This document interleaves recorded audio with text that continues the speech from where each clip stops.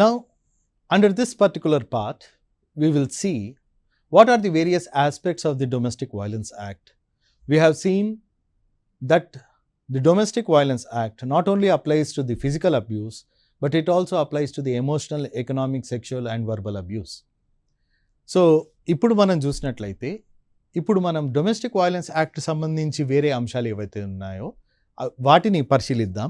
మనం ఆల్రెడీ చూసాము domestic abuse అంటే గృహహింస చట్టం కింద శారీరకమే కాకుండా మానసికంగా, ఆర్థికంగా, లైంగికంగా, మౌఖికంగా ఏవైతే ఉన్నాయో అబ్యూజెస్, వేధింపులు ఉన్నాయో వాటి సంబంధించి ఎటువంటి చట్టం ఉంది, వేరియస్ దీనికి సంబంధించిన భాగస్వామ్యం ఎవరెవరికి ఉందో వాళ్ళకి ఎటువంటి రోల్ ఉంది వాళ్ళది, దీంట్లో వాళ్ళ ఎటువంటి పాత్ర ఉందో అది మనం ఇప్పుడు పరిశీలిద్దాం. Now, role of a protection officer. So, protection officer under the Domestic Violence Act is appointed by the state. So, the state appoints an officer to act as a protection officer under the Domestic Violence Act. Usually police personnel or the personnel who are used to controlling the law and order circumstances, etc., they will be appointed as the protection officer. So, the job of the protection officer is to file something called as DIR. So, direct investigation reports, then to ensure medical or legal help wherever required. So, unlike the other enactments or the general criminal law, where you directly approach the police officer and you can file the case and then you have to wait for your turn for attending the court and all, here it does not happen like that.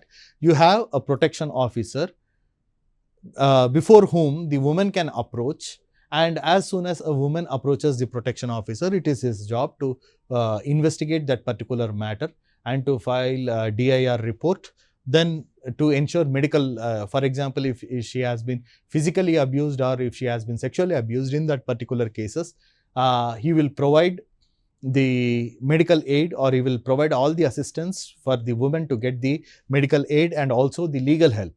If she is not having any kind of means to defend herself legally, so they will also provide the legal aid, and he coordinates with the police and the courts. So he functions as a coordinating person between the complainant, the police as well as the court. So ప్రధానంగా మనం ఇక్కడ protection officer అనే వ్యక్తి ఒక పాత్ర ఉంటుంది. So protection officer అంటే ఎవరంటే స్టేట్ గవర్నమెంట్ అపాయింట్ చేసిన ఒక వ్యక్తి. సో పరిరక్షణాధికారి, సో ప్రొటెక్షన్ ఆఫీసర్ అతని డ్యూటీ ఏముంటుందంటే, మనం రెగ్యులర్ క్రిమినల్ లాలో చూసినట్లయితే ఎవరైతే బాధితురాలు ఉన్నారో తను పోలీస్ స్టేషన్కి వెళ్ళి కంప్లైంట్ చేస్తే కంప్లైంట్ రిజిస్టర్ అవుతుంది, తర్వాత కోర్టు హియరింగ్స్కి తను అటెండ్ కావాల్సి వస్తుంది ప్రతిసారి. సో ఇటువంటి సిచ్యువేషన్ ఇక్కడ పాసిబుల్ కాదు, ఎందుకంటే ఇక్కడ గృహహింస ఇంట్లోనే జరిగింది కాబట్టి తన నెత్తి మీద నీడ కూడా ఉండే ఆస్కారం లేదు కాబట్టి అటువంటి సిచ్యువేషన్స్లో తనకి ఎటువంటి డబ్బు ఉండదు అడ్వకేట్స్ని పెట్టుకోనికి, అట్ ది సేమ్ టైం తనకు ఎటువంటి అవగాహన కూడా ఉండదు లీగల్ ప్రొసీజర్ గురించి. సో అటువంటి సిచ్యువేషన్లో మన కంప్లైనెంట్ ఉమెన్, పోలీస్ ఇంకా కోర్టు మధ్యలో కోఆర్డినేషన్ కుదించడానికి స్టేట్ ఒక ఆఫీసర్ని అపాయింట్ చేస్తుంది, protection officer. Normally police background ఉన్న వాళ్ళని ప్రొటెక్షన్ ఆఫీసర్ లాగా అపాయింట్ చేస్తారు. సో ప్రొటెక్షన్ ఆఫీసర్ దగ్గర ఈ పర్సన్ వెళ్ళి ఎప్పుడైతే కంప్లైంట్ చేస్తారో అప్పుడు డైరెక్ట్ ఇన్వెస్టిగేషన్ రిపోర్ట్ అనేది ఒకటి ఫైల్ చేస్తారు. తర్వాత ఒకవేళ ఆ యొక్క మహిళకి ఎటువంటి మెడికల్ హెల్ప్ కానివ్వండి, సో ఫిజికల్ అబ్యూజు, లైంగిక వేధింపులు, మన శారీరక వేధింపులు ఎక్కడైతే ఉంటాయో, దెబ్బలు దాకి ఉంటాయి, వాళ్ళకి ఎటువంటి బాధలు ఉంటే దానికోసం మెడికల్ హెల్ప్ కోసం తను సహాయపడతాడు. అట్ ది సేమ్ టైం న్యాయ సహాయం కూడా ప్రొవైడ్ చేస్తాడు. సో లీగల్ ఎయిడ్ అనేది తను ప్రొవైడ్ చేస్తాడు. So his job is to coordinate with the police and the courts. His job is to coordination, to ensure coordination between the police as well as the courts and the complainant. So coordination అనేది చాలా ప్రధానమైన అంశం. So ఈ ప్రధానమైన అంశం ఏదైతే coordination ఉందో police, court and complaint Madhyala, ఆ కోఆర్డినేషన్ చేయడానికి మనకి ప్రొటెక్షన్ ఆఫీసర్స్ గవర్నమెంటే అపాయింట్ చేస్తుంది. ఎందుకంటే చాలా మటుకు కేసెస్లో మనం చూసినట్లయితే డొమెస్టిక్ వైలెన్స్ అనేది డొమెస్టిక్ సర్కమ్స్టాన్సెస్, మన గృహహింస ఒక ఇల్లుకి సంబంధించిన 4 గోడల మధ్య సంబంధించిన విషయం కాబట్టి ఇటువంటి సిచ్యువేషన్లో మహిళలకు ఎటువంటి సపోర్ట్ ఉండదు. తన ఫ్యామిలీ మెంబర్స్ సపోర్ట్ చేస్తే మంచిది, చేయకపోతే చాలా మట్టుకు కేసెస్లో చెయ్యరు. సో అటువంటి సిచ్యువేషన్లో ఆ యొక్క మహిళకి ఎటువంటి సహాయం అందజేయాలి, సో కోఆర్డినేషన్ కోసం తను చేతిలో డబ్బులు కూడా ఉండవు. అటువంటి సిచ్యువేషన్లో ఎలా కోఆర్డినేషన్ చేయగలగాలి? మెడికల్ ఎయిడ్ ఇమీడియట్లీ తనకి దెబ్బలతోని బయటికి రావచ్చు. సో ఇల్లు వాకిళ్ళు అన్నీ వదిలేసి దెబ్బలతోని బయటకు వచ్చే మహిళ ఎక్కడ వెళ్తుంది? సో అటువంటి సిచ్యువేషన్లో మనకి ప్రొటెక్షన్ ఆఫీసర్ రోల్ అనేది ఉంటుంది. ప్రొటెక్షన్ ఆఫీసర్ ఆ మహిళలకు సంబంధించి కంప్లైంట్స్ తీసుకొని ఇన్వెస్టిగేషన్ రిపోర్ట్ ఫైల్ చేసేసి అట్ ది సేమ్ టైం వైద్య సహాయము ఏదైతే వైద్య చికిత్స సంబంధించి సహాయం ఉంటుందో అదే కాకుండా న్యాయ సలహా సంబంధించిన సహాయం కూడా ప్రొవైడ్ చేయొచ్చు. నార్మల్లీ వీళ్ళు ఏం చేస్తారంటే డిస్ట్రిక్ట్ లీగల్ సర్వీసెస్ అథారిటీ అనేది ఒక అథారిటీ ఉంటుంది. ఆ అథారిటీ దగ్గర పోయి ఫ్రీ లీగల్ ఎయిడ్ వాళ్ళు ఉంటారు. వాళ్ళ దగ్గర నుంచి ప్యానల్ అడ్వకేట్స్ నుంచి ఒక అడ్వకేట్ని తీసుకొచ్చి ఎంట్రస్ట్ చేస్తారు ఇటువంటి బాధితురాలకి. So there for protection officer has an important role to play. So పరిరక్షణాధికారికి చాలా ఇంపార్టెంట్ రోల్ అనేది ఈ యాక్ట్ కింద వస్తారు. సో తను ఆ బాధితురాలు ఎవరైతే మహిళ ఉందో తనకి సపోర్ట్ ఇవ్వాల్సిన చట్టపరమైన బాధ్యత అనేది ప్రొటెక్షన్ ఆఫీసర్కి ఉంది. సో నెక్స్ట్ వేరే స్టేక్ హోల్డర్స్, వేరే స్వామ్యం ఉన్న వాళ్ళకి ఎటువంటి రోల్ అనేది పాత్ర అనేది ఉందో మనం ఇప్పుడు పరిశీలిద్దాం. Role of the magistrate or court. So గృహహింస సంబంధించిన చట్టాలు సంబంధించిన మ్యాటర్ కోర్టు ఎదుట వచ్చినప్పుడు కోర్టు ఆర్డినరీ క్రిమినల్ కోర్టు లాగా యాక్ట్ చేయరాదు. ఎందుకంటే ఇక్కడ ఒక మహిళ తన ఫ్యామిలీని కోల్పోయి బయటికి వచ్చేసింది కాబట్టి, వేధింపులకి గృహహింస వల్ల బయటికి వచ్చింది కాబట్టి ఇక్కడ అనేది స్పెషల్ కేర్ అనేది తీసుకోవాలి. So the role of the magistrate or the court is to issue various protection orders. So పరిస్థితి ప్రకారం అన్నీ పరిశీలించి ఎటువంటి ఆర్డర్స్, ప్రొటెక్షన్ ఆర్డర్స్ ఏవైతే ఉన్నాయో ఈ మహిళ సంబంధించి మనం ఆ కేసులో ఏవైతే ఆర్డర్స్ ఇవ్వగలుగుతామో, ఏవైతే తీర్పు ఇవ్వగలుగుతామో అవనేది ప్రొటెక్షన్ ఆర్డర్స్ అనేది ప్రొవైడ్ చేయాలి. సో అన్ని కేసెస్లో సేమ్ ఆర్డర్స్ పాస్ చేస్తారు అనేది మన సాధ్యమయ్యే విషయం కాదు. కొన్ని కేసెస్లో, తీవ్రమైన కేసెస్లో కంపల్సరీ ఇమీడియట్లీ ప్రొటెక్షన్ ఆర్డర్స్ అనేది పాస్ చేయాలి. లేదా అక్కడ ప్రాణానికే హాని ఉండొచ్చు, ఆ మహిళ ప్రాణానికి ఒకటి హాని ఉండొచ్చు. సో అటువంటి సిచ్యువేషన్స్లో ఎటువంటి ఆర్డర్ పాస్ చేయాలి? ఫర్ ఎగ్జాంపుల్ ఇప్పుడు ఆ అమ్మాయి మన ఇంటి నుంచి వెళ్ళేశారు, ఇంటి నుంచి తరిమేశారు. ఇప్పుడు అటువంటి అమ్మాయి ఎక్కడ ఉంటుంది? సో అటువంటి సిచ్యువేషన్లో ఆ పరిస్థితుల్ని పరిగణలోకి తీసుకొని కోర్టు యొక్క పాత్ర ఏంటంటే protection orders, proper protection orders అనేది పాస్ చేయడం. Can take X party action. ఒకవేళ అదర్ సైడ్ ఎవరైతే హస్బెండ్ వాళ్ళు ఉన్నారో లేకపోతే చుట్టాల వారు ఉన్నారో వాళ్ళు కోర్టుకి రాకపోతే వాళ్ళ యాబ్సెన్స్లో కూడా ఎక్స్ పార్టీ యాక్షన్ తీసుకోవచ్చు. ఎక్స్ పార్టీ యాక్షన్ అంటే ఆ పార్టీ యొక్క యాబ్సెన్స్, తను ఉండాల్సిన అవసరం ఉంది, అప్పుడే వాళ్ళని వినే నేను ఆర్డర్ పాస్ చేస్తాను కాదు. ఫస్ట్ ఒక ఆపర్చునిటీ ప్రొవైడ్ చేస్తారు. ఆ ఆపర్చునిటీ ఇచ్చినాక కూడా తను రాలేకపోతే వేధించిన నేరస్తులు హస్బెండ్ కానివ్వండి లేకపోతే చుట్టాలు కానివ్వండి, వాళ్ళు ఒకవేళ వచ్చి వాళ్ళ వాదన కోర్టు ముందు చెప్పకపోతే అటువంటి సిచ్యువేషన్లో కోర్టుకి ఫుల్ అధికారం ఉంటుంది. ఏంటి? X party action. వాళ్ళ యాబ్సెన్స్లో కూడా ఆర్డర్స్ పాస్ చేసే అధికారం ఉంటుంది. Next, final order should be delivered within 60 days. Within 60 days ఇటువంటిది చాలా ఇంపార్టెంట్ అయిన అంశం. ఏంటంటే గృహహింస కేసు ఏదైతే డీవీ కేసు అని అంటారు, డొమెస్టిక్ వైలెన్స్ కేసు ఎప్పుడైతే ఫైల్ చేస్తారో ఎఫ్ఐఆర్ అయిన టైం నుంచి 60 daysలో ఈ కేసుని తీర్మానం చేయాల్సిందే. 60 days ఎందుకంటే ఒకవేళ 60 daysలో తీర్మానం చేయకపోతే ఇంకా నష్టం జరిగే అవకాశం ఉంది కాబట్టి ఇమీడియట్ రెమెడీ కావాలి, ఇమీడియట్ పరిష్కారం కావాలి. కాబట్టి సో ఒక ఫ్యామిలీ ఎన్వైరన్మెంట్ నుంచి ఒక మహిళ వేధింపులకి గురి అయి బయటకు వస్తుంది. తను ఏళ్ల తరబడి ఉండలేదు. ఏళ్ల తరబడి ఉండాలి అనుకుంటే అది అసలు దానికి పరిష్కారమే కాదు. సో ఇటువంటి చట్టం ఉండి ప్రయోజనం కూడా లేదు. అది రెగ్యులర్ క్రిమినల్ లా కింద కూడా చేసుకోవచ్చు. కానీ అటువంటి సిచ్యువేషన్ రాకుండా ఇక్కడ 60 రోజుల లోపట కేసు అనేది డిస్పోజ్ కావాలి. సో ఈ టైం ఉంది కాబట్టి మనం చాలా మటుకు చూస్తాం డొమెస్టిక్ వైలెన్స్ కేసు ఉన్నప్పుడు పోలీస్ సిబ్బంది కానివ్వండి, కంప్లైనెంట్ కానివ్వండి, మన నిందితులు కానివ్వండి, అటువంటి సైడ్లో తొందరపాటు ఎందుకు చేస్తారంటే చట్ట ప్రకారం 60 రోజుల లోపట తీర్పు ఇవ్వాల్సింది అనేది ఒక కండిషన్ ఉంది కాబట్టి దాన్ని అతి త్వరలోనే పరిష్కారం చేయాల్సిన అవసరం, బాధ్యత కోర్టుకు అనేది ఉంది. నెక్స్ట్ మనది duties of police and service providers. What are the duties of police and service providers? ఇక్కడ పోలీస్ సిబ్బందియే కాకుండా సర్వీస్ ప్రొవైడర్స్ అనే స్పెషల్ కేటగిరీ అని అపాయింట్ చేశారు. Police must record complaints. Police must record the complaints. So domestic violence case వచ్చినప్పుడు police వాళ్ళు ఏదో normal complaint వచ్చింది అని భావించి దాన్ని పక్కకు పెట్టకుండా కంపల్సరీ పోలీస్ వాళ్ళు రాగానే ఎఫ్ఐఆర్ చేయాల్సిన బాధ్యత పోలీస్ సిబ్బంది మీద ఉంది. సో డొమెస్టిక్ వైలెన్స్ కంప్లైంట్స్ వస్తే ఇమీడియట్లీ దాన్ని తీసుకోవాలి, రికార్డులోకి తీసుకొని ఎఫ్ఐఆర్ చేయాల్సిన బాధ్యత పోలీస్ వాళ్ళ మీద ఉంది. సర్వీస్ ప్రొవైడర్స్ అంటే NGOs.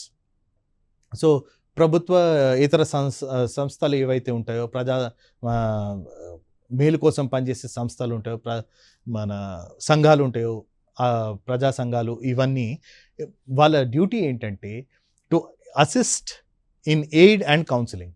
To assist and aid the women in counselling. Relatives కానివ్వండి, ఎవరైనా కానివ్వండి, వాళ్ళని ప్రొటెక్ట్ చేయడం, మహిళనే ప్రొటెక్ట్ చేయడం కాకుండా పోలీస్ ఎప్పుడైతే కౌన్సిలింగ్ చేస్తుందో అప్పుడు ఎన్జిఓస్ కానివ్వండి, వాళ్ళ ప్రతినిధులు అక్కడ కూర్చొని పోలీస్ సిబ్బందిని వాళ్ళని కౌన్సిలింగ్ చేయడం, దాంట్లో వాళ్ళ యొక్క పాత్ర అనేది కంపల్సరీ. ఇక్కడ ఎన్జిఓస్ ఎందుకు అన్నారంటే, నార్మల్లీ పోలీస్ వాళ్ళు వాళ్ళ డ్యూటీ శైలి, వ్యవహార శైలి అనేది భిన్నంగా ఉంటుంది. సో రెగ్యులర్గా వాళ్ళు దాని ప్రకారం చూడరు, ఒక నిందితుడిని నేరస్తుల్లానే చూస్తారు. కాబట్టి వాళ్ళు ఇంకొకటి, ఇక్కడ ఇటువంటి సిచ్యువేషన్స్లో ఇది ఒక ఫ్యామిలీ సంబంధించింది కాబట్టి కొంచెం సెన్సిటివిటీ అనేది ఉండాలి, కొంచెము మెత్తటి వ్యవహారం ఉండాలి. కాబట్టి ఎన్జిఓస్ని తీసుకుంటారు. సో ఈ ప్రజా సంఘాలు ఏవైతే ఉన్నాయో దాంట్లో మహిళా కార్యకర్తలు ఉంటారు. వాళ్ళు ఏం చేస్తారంటే కూర్చొని మన ఇరు పక్షాల మధ్యలో ఏవైతే భేదాలు ఉన్నాయో అవి కానివ్వండి, పోలీస్ వాళ్ళు ఎప్పుడైతే కౌన్సిలింగ్ ఇస్తారో నిందితుడికి, అటువంటి సిచ్యువేషన్స్లో ఎన్జిఓస్ యొక్క పాత్ర అనేది కంపల్సరీ. ఎందుకంటే ఇక్కడ ప్రధానంగా ఏం చూస్తారంటే, ఫ్యామిలీ ఏదైతే డొమెస్టిక్ రిలేషన్షిప్ ఉందో దాన్ని ఎట్టి పరిస్థితుల్లో ఇరగొట్టద్దు అనేది ఒక కాన్సెప్ట్ అనేది ఒకటి ఉంటుంది. సో ఫ్యామిలీ అనేది అందరూ కలిసిమెలిసి ఉండాలనే ఒక కాన్సెప్ట్తోనే వెళ్తారు. కాబట్టి స్టార్టింగ్లో ఇటువంటి సిచ్యువేషన్స్లో ఎన్జిఓస్ ఉంటే ఒక హ్యూమన్ టచ్ అనేది ఆ ప్రొసీడింగ్స్కి ఉంటుంది అని చెప్పేసి వాళ్ళ పాత్ర కూడా ఉంటుంది. Next one is no denial of help. So domestic violence, గృహ హింస అని చెప్పి ఎవరైతే మహిళ కంప్లైంట్ చేస్తారో, కంప్లైంట్ చేసిన మరుక్షణమే దాన్ని ఎఫ్ఐఆర్ చేయాల్సింది, ఇన్వెస్టిగేషన్ చేసి ఆ మహిళకి ఎటువంటి ప్రొటెక్షన్ ఇవ్వాల్సిందే. No denial of help. ఎటువంటి పరిస్థితుల్లో తిరస్కారం అనేది చెయ్యొద్దు, హెల్ప్ అనేది నిరాకరించబడదు. So this is the one of the most important aspect of the domestic violence act, that is no denial of help. There is no reason to deny the help of the police personnel or service providers to the affected women. So ఎప్పుడైతే affected women వచ్చి complaint చేస్తుందో, so immediately తనకు ఏవైతే help కావాలో, ఎటువంటి సహాయం కావాలో అవి కంపల్సరీ ఇవ్వాల్సిందే. నో అననికి ఆస్కారం ఉండదు. Next thing is penalty for non compliance if there is a breach of protection order. So protection order ఆ మహిళకి ఇచ్చినాక, ఎటువంటి ప్రొటెక్షన్లో ఆ మహిళ ఉన్నాక దాన్ని వైలేట్ చేస్తే అది నేరంలోకి పరిగణలోకి తీసుకుంటారు. సో మహిళని అక్కడ ప్రొటెక్షన్ ఇవ్వాలి అని చెప్పి, ఆ ఇంట్లో ప్రొటెక్షన్ ఇవ్వాలని ఆర్డర్ పాస్ అయినాక అప్పుడు కూడా ఆ అమ్మాయికి, ఆ మహిళకి ఎటువంటి అన్యాయం కానీ ఎటువంటి వేధింపులు జరిగితే అటువంటి తరుణంలో అది ఎవరు అగెయిన్స్ట్ అయితే ఆర్డర్ పాస్ అయిందో వాళ్ళ మీద అది నేరం కిందికి వెళ్తుంది. సో నిరాకరణ, so breach of protection order, దాన్ని పాటించకపోవడం, అటువంటి సిచ్యువేషన్లో అది నేరం పరిగణలోకి తీసుకుంటారు. So punishment up to 1 year, 1 year imprisonment or fine up to ₹20,000, fine up to ₹20,000. And it is a cognizable offence and non bailable offence. Cognizable offence అంటే police వాళ్ళకి ఎటువంటి అరెస్ట్ వారెంట్ అవసరం లేదు. ఇటువంటి ప్రొటెక్షన్ ఆర్డర్ని తిరస్కరించారు ఫ్యామిలీ వాళ్ళు, ఎవరు అగేన్స్ట్ అయితే పాస్ అయ్యారో నిరాదరించారు, అటువంటి సిచ్యువేషన్ కంప్లైంట్ వస్తే చాలు డైరెక్ట్ పోలీస్ వాళ్ళు అరెస్ట్ చేయగలుగుతారు. ఇంకోటి అది non bailable offence. Non bailable అంటే రొటీన్గా బెయిల్ రాదు. అటువంటి అఫెన్స్లో కోర్టు ఇవ్వాలంటే ఇవ్వచ్చు, కానీ రొటీన్లో మాత్రం బెయిల్ అటువంటిది రాదు. సో డొమెస్టిక్ వైలెన్స్లో ప్రొటెక్షన్ ఆర్డర్స్ ఎక్కడైతే బ్రీచ్ అవుతుందో, ఎక్కడైతే ఉల్లంఘిస్తారో అటువంటి సిచ్యువేషన్లో కంప్లైంట్ రాగానే ఇమీడియట్లీ పోలీస్ వాళ్ళకి అరెస్ట్ చేసే అధికారం ఉంటుంది. సో ఈ ఉల్లంఘించడం, ఈ ప్రొటెక్షన్ ఆర్డర్ని ఎవరైతే ఉల్లంఘిస్తారో అది నేరం పరిధిలోకి తీసుకుంటారు. సో దానికి శిక్ష సంవత్సరం వరకు కారాగార శిక్ష, that is imprisonment, or 20,000 fine, or both. So 20,000 జరిమానా, లేకపోతే 1 సంవత్సరం కారాగార శిక్ష, లేకపోతే 2 కూడా విధించబడును. Next thing is filing a complaint. ఎక్కడ కంప్లైంట్ ఫైల్ చేయొచ్చు? Before police, court or protection officer. So police దగ్గరనే వెళ్ళి కంప్లైంట్ ఇవ్వాలని కాదు, ఒకవేళ ఇబ్బందిలాగా భావిస్తే కోర్టులో కూడా డొమెస్టిక్ వైలెన్స్ కంప్లైంట్ చేయొచ్చు. డొమెస్టిక్ వైలెన్స్ సంబంధించి సపరేట్ కోర్ట్స్ ఉంటాయి కాబట్టి ఆ కోర్టులో వెళ్ళి డైరెక్ట్ కంప్లైంట్ చేయొచ్చు. లేదా ప్రొటెక్షన్ ఆఫీసర్, ఎవరైతే డెసిగ్నేటెడ్ ప్రొటెక్షన్ ఆఫీసర్స్ ఉంటారు ప్రతి ఏరియాలో, సో ప్రొటెక్షన్ ఆఫీసర్ దగ్గర వెళ్ళి కూడా కంప్లైంట్ చేయొచ్చు. ఎవరు కంప్లైంట్ చేయొచ్చు? విక్టిమ్, బాధితురాలు, లేదా anyone on her behalf. So ఇక్కడ బాధితురాలు, లేకపోతే బాధితురాల తరపున ఎవరైనా, వాళ్ళ ఫ్యామిలీ కానివ్వండి, శ్రేయోభిలాషులు కానివ్వండి, ఎవరైనా. సో విక్టిమే కాకుండా anyone on behalf of the victim can give the complaint. So what are the documents which are required? Normally the ID proof of the women, then protection officer దగ్గర వెళ్తే direct investigation report, and next one is medical proof. Physical or sexual abuse అయిందని ఎక్కడైతే శారీరక వేధింపులు కానివ్వండి, లైంగిక వేధింపులు కానివ్వండి, అటువంటి సిచ్యువేషన్లో మెడికల్ రిపోర్ట్తో కూడా ఫైల్ చేయొచ్చు. ఎందుకంటే మన ఫిజికల్ అబ్యూజ్ అని, మెడికల్ అబ్యూజ్ అని డైరెక్ట్ కంప్లైంట్ ఫైల్ చేయడానికి మనకు ఆధారం కావాలి. So physical abuse, medical examination. So protection officer దగ్గర వెళ్తే ఆ ప్రొటెక్షన్ ఆఫీసర్ ఎవరైతే ఉన్నారో ఆ బాధితురాలైన మహిళను తీసుకెళ్ళి మన గవర్నమెంట్ మెడికల్ హాస్పిటల్ ఏదైతే ఉంటుందో, ఆరో కానివ్వండి, జనరల్ హాస్పిటల్ కానివ్వండి, అక్కడికి వెళ్ళి సర్టిఫికేట్ తీసుకొని, మెడికల్ లీగల్ కేసు సంబంధించిన సర్టిఫికేట్స్ ఉంటాయి, ఆ ప్రాపర్ సర్టిఫికేట్ ఎగ్జామినేషన్ చేసి ఆ సర్టిఫికేట్స్తో పాటు కంప్లైంట్ తీసుకొని ఫైల్ చేయాలి. పోలీస్ ఆఫీసర్ దగ్గర కానివ్వండి, లేకపోతే డైరెక్ట్ కోర్టులో ప్రొటెక్షన్ ఆఫీసర్ దగ్గర కూడా చేయొచ్చు. So it is necessary that there should be some sort of proof in the case of physical violence or in the case of sexual violence. So లైంగిక వేధింపులు కానివ్వండి, భౌతిక వేధింపులు కానివ్వండి, ఇటువంటి సిచ్యువేషన్లో మనకి మెడికల్ ప్రూఫ్ అనేది compulsory along with the complaint. So ఇప్పుడు మనం చూసినట్లయితే దీని పట్ల చాలా మట్టుకు కొన్ని అపోహలు ఉన్నాయి. దానికి సంబంధించి ఏంటంటే ప్రధానంగా ఉన్న అపోహ ఏంటంటే only married women are protected అనేది ఒక ప్రధానంగా ఉన్న అపోహ. So only married women are protected. So domestic violence act, గృహహింస చట్టం కింద వివాహం అయిన మహిళ ఒక్కరికే ప్రొటెక్షన్ ఉంటుంది అనేది. కానీ నిజంగా ఏంటంటే live in partners are also included. Live in partners, ఈ మధ్యలో మనము చూసిన కాన్సెప్ట్ ఏంటంటే ఒక వ్యక్తి, ఒక మగ వ్యక్తి, వాళ్ళు ఒకటే దాంట్లో ఉంటారు, ఒక ఫ్యామిలీ లాగానే ఉంటారు, కానీ వాళ్ళ మధ్యలో వివాహ సంబంధమే ఉండదు. సో అటువంటిది లివ్ ఇన్ రిలేషన్షిప్లో ఉన్న మహిళ కూడా డొమెస్టిక్ వైలెన్స్ యాక్ట్ కింద, గృహహింస చట్టం కింద రక్షణ పొందుతుంది. సో వివాహమైన మహిళనే కాకుండా వివాహేతర సంబంధాలు అనలేము మనము, దీన్ని లివ్ ఇన్ రిలేషన్షిప్ అంటాం. సో సహజీవనం అని అంటారు. సో సహజీవనం ఉన్న సిచ్యువేషన్లో మహిళలు గృహహింస కంప్లైంట్ అనేది చేయవచ్చు. Next one is only physical abuse matters. So చాలా మటుకు పబ్లిక్ ఏమనుకుంటారంటే ఫిజికల్ అబ్యూస్, శారీరకంగా ఉన్న వేధింపులే దీంట్లో కవర్ అవుతాయని. కానీ ఇటువంటి కేసెస్లో ఫిజికల్ అబ్యూజే కాకుండా మనకి ఎమోషనల్ అబ్యూజ్ అనేది కూడా ఉంటుంది. సో గృహహింస అంటే కొట్టడమే కాకుండా చాలామంది ఎమోషనల్ టార్చర్ చేస్తారు. సో మహిళల్ని, ఇంట్లో ఉన్న మహిళల్ని ఎమోషనల్ బ్లాక్మెయిల్ చేస్తారు, వాళ్ళని రోజు ఏడిపిస్తారు, వాళ్ళకి కోపం తెప్పిస్తారు. So that amounts to emotional abuse. So దాన్ని మానసికంగా వేధింపులు అని అంటారు. సో అటువంటి మానసిక వేధింపులు అనేవి ఏవైతే ఉన్నాయో అవి కూడా కవర్ అవుతాయి. అవే కాకుండా ఎకనామిక్ అబ్యూస్ అనేవి కూడా ఉన్నాయి. ఎకనామిక్ అంటే ఆర్థిక వేధింపులు ఏమంటే మహిళలకు ఎవరైతే ఉద్యోగం చేయరో ఇంట్లో ఉంటారో వాళ్ళకి డబ్బులు ఇవ్వకపోవడం, వాళ్ళ ఖర్చుల నిమిత్తం డబ్బులు ఇవ్వకపోవడం, లేదా వాళ్ళు ఉద్యోగస్తులుంటే వాళ్ళ జీతం మొత్తము హస్బెండే తీసుకోవడం. సో అటువంటివి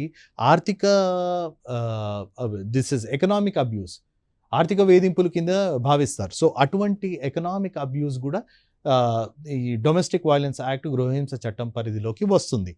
next one is victim must leave the home. So చాలామంది ఏమనుకుంటారంటే ఒకసారి డొమెస్టిక్ వైలెన్స్ కేసు పెట్టడంతోని ఆ అమ్మాయి ఆ ఇంట్లో నుంచి వెళ్ళిపోవాలి. ఇంట్లో నుంచి వెళ్ళిపోవాల్సిన అవసరం లేదు. ఎందుకంటే అది కూడా తన ఇల్లు కాబట్టి right to reside in the residence is ensured. Residence orders అని అంటారు. అదే ఇంట్లో ఉండే హక్కు ఏదైతే ఉందో తనకుంది. కోర్టు అటువంటి ఆర్డర్స్ కూడా పాస్ చేస్తారు. సో ఆ మహిళని ఇంట్లో నుంచి తరమేయకుండా ఉండనికి అదే ఇంట్లో ఉంటానని చెప్తే కోర్టు సరే అదే ఇంట్లో ఉండని ఆర్డర్స్, రెసిడెన్స్ ఆర్డర్స్ అనేవి కూడా పాస్ చేస్తాయి. చాలా మట్టుకు ఏమనుకుంటారంటే మ్యారీడ్ ఉమెన్ కాదు, సహజీవనం చేసే పార్ట్నర్ ఎవరైతే ఉమెన్ పార్ట్నర్ ఉంటారో తనకి అధికారం ఉంటుంది. ఫిజికల్ అబ్యూజే కాకుండా emotional abuse and also economic abuse. So మానసిక వేదనలు కానివ్వండి, ఆర్థిక వేదనలు కానివ్వండి, ఇవి కూడా కవర్ అవుతాయి. నెక్స్ట్ వన్ ఇస్ ఇల్లు వదిలి ఉండాల్సి వస్తుంది. విక్టిమ్ బాధితురాలకి ఇల్లు వదిలి ఉండాల్సిన ఏమీ అవసరం లేదు. తను అదే ఇంట్లో ఉండాలనుకుంటే రెసిడెన్స్ ఆర్డర్స్ ఏవైతే ఉన్నాయో అవి కోర్టు పాస్ చేస్తుంది. ఎందుకంటే ఆ ఇల్లు కూడా తన ఇల్లే కాబట్టి అక్కడ ఉండే హక్కు తనకు ఉంటుంది కాబట్టి రెసిడెన్స్ ఆర్డర్స్ అనేది ఇస్తారు. సో ఇల్లు విడిచిపెట్టి వెళ్ళాల్సిన అవసరం బాధితురాలికి ఎట్టి పరిస్థితిలో లేదు. Next is normally domestic violence case మనకి చాలా మట్టుకు నడిచేటప్పుడు ఎలా నడుస్తుంది, బేసిక్ స్టేజెస్ ఏవైతే ఉన్నాయో దీంట్లో స్లైట్ వేరియేషన్స్ ఉంటాయి. కానీ బేసిక్ కేసు ఎలా నడుస్తుందో అది మనం ఫస్ట్ చూడాలి. First and foremost thing is filing of complaint and notice. First of all complaint file చేస్తారు. పోలీస్ దగ్గర కానివ్వండి, కోర్టు దగ్గర కానివ్వండి, ప్రొటెక్షన్ ఆఫీసర్ దగ్గర కానివ్వండి. అవి పోలీస్ దగ్గర ఫైల్ చేసినా, ప్రొటెక్షన్ ఆఫీసర్ దగ్గర ఫైల్ చేసినా అవి లాస్ట్కి కోర్టు దగ్గర చేరాల్సిందే. సో మ్యాజిస్ట్రేట్ కోర్టు దగ్గర చేరడం వల్ల ఇమీడియట్లీ నోటీస్ అనేది ఇష్యూ చేస్తారు. ఎవరి మీద నిందితులు ఎవరైతే ఉన్నారో రిలేషన్స్ కానివ్వండి, హస్బెండ్ కానివ్వండి, ఎవరైనా కానివ్వండి, వాళ్ళకి ఫస్ట్ నోటీస్ వెళ్తుంది. నోటీస్ వెళ్ళినాక తను కోర్టుకు రాకపోతే కోర్టు డైరెక్ట్లీ తీర్పు ఇవ్వచ్చు. కానీ నోటీస్ అందినాక తను ఏదైతే జవాబు ఇస్తారో నిందితులు ఆ జవాబుని కోర్టు పరిశీలిస్తుంది. పరిశీలించి కోర్టు హియరింగ్ అనేది చేస్తుంది. సో కోర్టు అనేది హియరింగ్ అనేది వాదోపవాదాలు అనేది వింటుంది. వినేసి ఇంట్రిమ్ ఆర్డర్స్ ఏవైతే ఉన్నాయో, ఒకవేళ అమ్మాయి కంప్లైంట్ చేసింది డొమెస్టిక్ వైలెన్స్లో, నన్ను ఇంట్లో నుంచి తరిమేస్తారనే భయం నాకుంది, భయ ఆందోళనలో నేను బతుకుతున్నానని ఒకవేళ అంటే అటువంటి సిచ్యువేషన్లో ఇంట్రిమ్ ఆర్డర్స్ పాస్ చేసేస్తుంది. ఫస్ట్ వాళ్ళ వాదనలు వినేసి, ఇరుపక్షాల వాదనలు వినేసి ఫస్ట్ ఇంట్రిమ్ ఆర్డర్స్ అనేది మేక్ షిఫ్ట్ ఆర్డర్స్ కేసు అయ్యేంత వరకు మన ఇంట్రిమ్ ఆర్డర్స్ పాస్ చేయొచ్చు. కానీ అటువంటి అవసరం లేదనుకోండి, డైరెక్ట్లీ కోర్టు ఎవిడెన్స్ సాక్ష్యం వైపు వెళ్తుంది. సో ఇక్కడ సాక్ష్యాలు ఇరు వర్గాల సాక్ష్యాలని పరిశీలించి కోర్టు వాదోపవాదాలు వింటుంది. సో ఫైనల్ ఆర్గ్యుమెంట్స్ అనేది జరుగుతుంది. ఫైనల్ ఆర్గ్యుమెంట్స్ విన్నాక కోర్టు జడ్జిమెంట్ అనేది పాస్ చేస్తుంది, తీర్పు అనేది ఇస్తుంది. సో తీర్పు వచ్చినాక ఒకవేళ తీర్పుని ఎవరు పాటించలేదు, ఎవరైతే నిందితులు ఉన్నారో వాళ్ళు ఏం పాటిస్తలేరు అంటే ఆ సిచ్యువేషన్లో ఎన్ఫోర్స్మెంట్ అప్లికేషన్ ఇవ్వచ్చు, దాన్ని ఎగ్జిక్యూట్ చేయొచ్చు ఆర్డర్ని.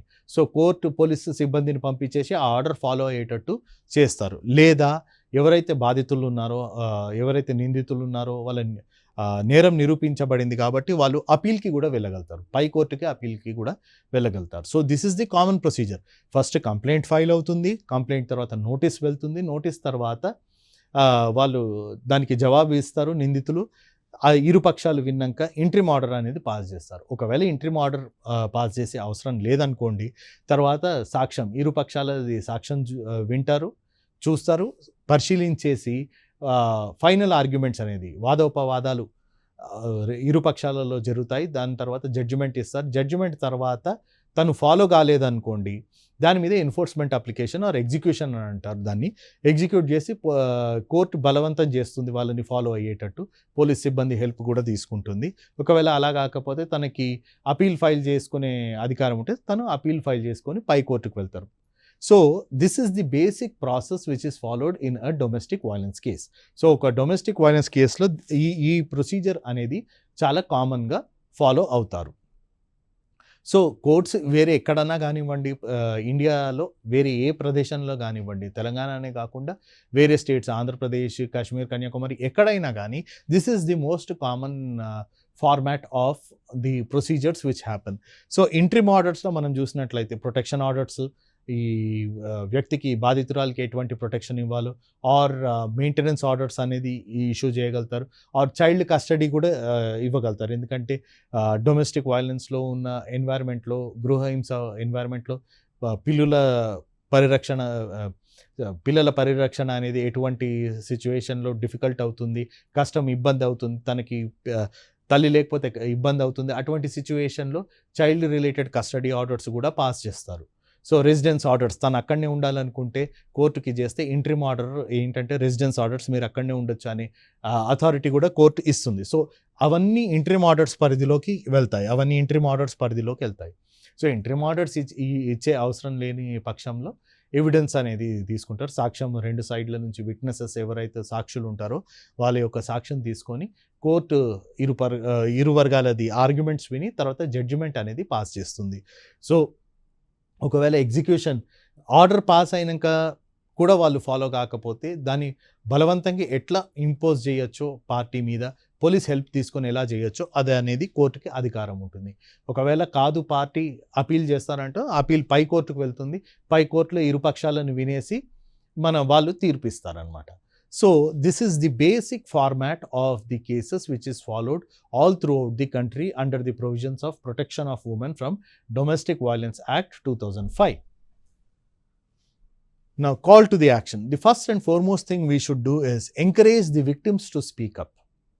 In many of the cases, we will see that at least in the starting stages of Domestic Violence Act 2005, victims were not ready to speak up, fearing some sort of shame or some sort of ostracism or some sort of boycott from the relatives or community elders and all.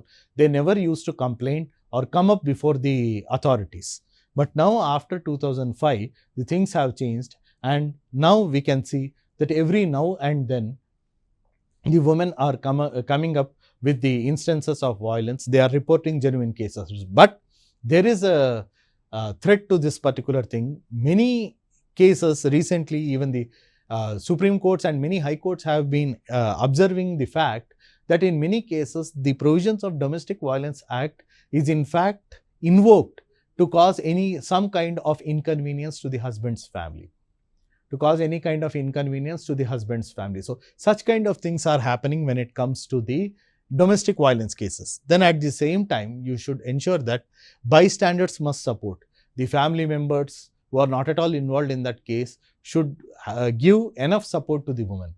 So in cities also, in many colonies, we see that there are the instances of women being subjected to the violence, but the thing is the bystanders, etc., they watch the entire scene and they just keep quiet, they go away, saying that it is none of our business. So that should not happen. Next one is spread awareness of rights. So many YouTube videos, many social media videos, Instagram reels are there which speak about the awareness of rights of women under the Domestic Violence Act. So such kind of awareness, now we can say that the women have enough awareness when it comes to the Domestic Violence Act, but in rural areas it is still not there. So మనం ఇప్పుడు చేయాల్సిన కర్తవ్యం ఏంటంటే, victims ఎవరైతే బాధితులు ఉన్నారో వాళ్ళని encourage చేయాలి. వాళ్ళ యొక్క జరిగిన వేధింపులు ఏవైతే ఉన్నాయో, హింస ఏదైతే ఉందో దాని గురించి కంప్లైంట్ చేసేటట్టు. చాలా మట్టుకు ఏమంటే ఈ 2005లో యాక్ట్ వచ్చిన తర్వాత మనం చూసినట్లయితే చాలా మట్టుకు వాళ్ళు చెప్పనికి భయపడేవారు. ఎందుకంటే ఫ్యామిలీ ప్రెషర్స్ కానివ్వండి, మన కమ్యూనిటీ, కుల సంఘాలు సంబంధించిన ప్రెషర్స్ కానివ్వండి, సో పరువు వెళ్తుంది, కుటుంబం యొక్క పరువు బజార్న పడుతుంది అనే బాధతోని చాలా మట్టుకి విక్టిమ్స్ ఎవరైతే ఉన్నారో, బాధితులు ఎవరైతే ఉన్నారో వాళ్ళు రిపోర్ట్ చేసేవాళ్ళు కాదు. కానీ ఇప్పుడు చాలా మట్టుకు సిచ్యువేషన్ చేంజ్ అయింది. వాళ్ళంతల వాళ్ళు స్వేచ్ఛంగా బయటికి వచ్చేసి వాళ్ళు కంప్లైంట్ చేస్తున్నారు. So that is a good development. Next one is by standards must support. So ఇంటి పక్కన ఉన్న చుట్టుపక్కన వాళ్ళు ఎవరైతే ఇటువంటి సిచ్యువేషన్ చూస్తారో ఆ మహిళకు ఒక సపోర్ట్ ఇచ్చేసి కేసు ఫైల్ చేసే దాంట్లో ఒక హెల్ప్ అనేది ఉండాలి. వాళ్ళు మహిళ కేసు ఫైల్ చేస్తా అన్నా కానీ ఎటువంటి డిస్కరేజ్మెంట్ అనేది చెయ్యొద్దు. కానీ చాలా మటుకు మనం చూసినట్లయితే ఇంట్లో ఒక మహిళకి గృహహింస జరుగుతుంది, తన మీద వేధింపులు జరుగుతున్నాయంటే వస్తారు, తమాషా చూస్తారు, వెళ్తారు, మాకేంటి అని అంటారు. మనకు సంబంధం లేదు, మన ఇంటిది కాదు కాబట్టి వీఆర్ సేఫ్. సో అటువంటి బిహేవియర్ అనేది పబ్లిక్ చేంజ్ చేసుకోవాలి. పక్కకున్న బై స్టాండర్డ్స్ ఒకవేళ వాళ్ళకి అనిపిస్తే వాళ్ళు ఈ మహిళతో మాట్లాడేసి కంప్లైంట్ చేయొచ్చు, లేదా ఆ మహిళ మాట్లాడకపోతే డైరెక్ట్ వాళ్ళే వెళ్ళి కంప్లైంట్ చేసేయచ్చు. సో ఆ ప్రొవిజన్ అనేది ఉంది. So next one is spread awareness of rights. So అవగాహన అనేది గృహహింస చట్టం సంబంధించి మనము పబ్లిక్లో చేయాలి. సో ఇప్పుడు మనం చూసినట్లయితే సోషల్ మీడియా, ఇన్స్టాగ్రామ్ అటువంటి ప్రతి ప్లాట్ఫామ్లో మనకి వీడియోస్ ఉన్నాయి ఏవైతే ఇటువంటి అవగాహన మహిళలకి ఇస్తున్నారు. So spreading of awareness is important. So గృహహింస చట్టం వచ్చేసి ఇంచుమించుకు మనకి 20 ఏండ్లయింది. సో 20 ఏండ్ల టైంలో మనం చూసినట్లయితే కేసెస్ రిపోర్టింగ్ పెరిగింది, దాంట్లో కన్విక్షన్స్ పెరిగాయి. అట్ ది సేమ్ టైం చాలా మటుకి మహిళల పొజిషన్ అనేది ప్రాపర్ అయింది. కానీ అట్ ద సేమ్ టైం ఏముందంటే గృహహింస చట్టం చాలా మటుకు సుప్రీంకోర్టు, హైకోర్టు కూడా చెప్పింది ఏంటంటే గృహహింస చట్టాన్ని మిస్యూజ్ కూడా చేస్తున్నారు. సో అటువంటి సిచ్యువేషన్స్లో కోర్టు ఇరుపక్షాలు చూసి నిజంగా అక్కడ జెన్యున్ కేసు ఉందా లేదా అనేది పరిశీలించి తీర్పు తీసుకోవాల్సిన అవసరం, బాధ్యత కోర్టుకి కూడా, న్యాయ వ్యవస్థకు కూడా ఉంది. So this concludes our lecture on the topic domestic violence. Thank you.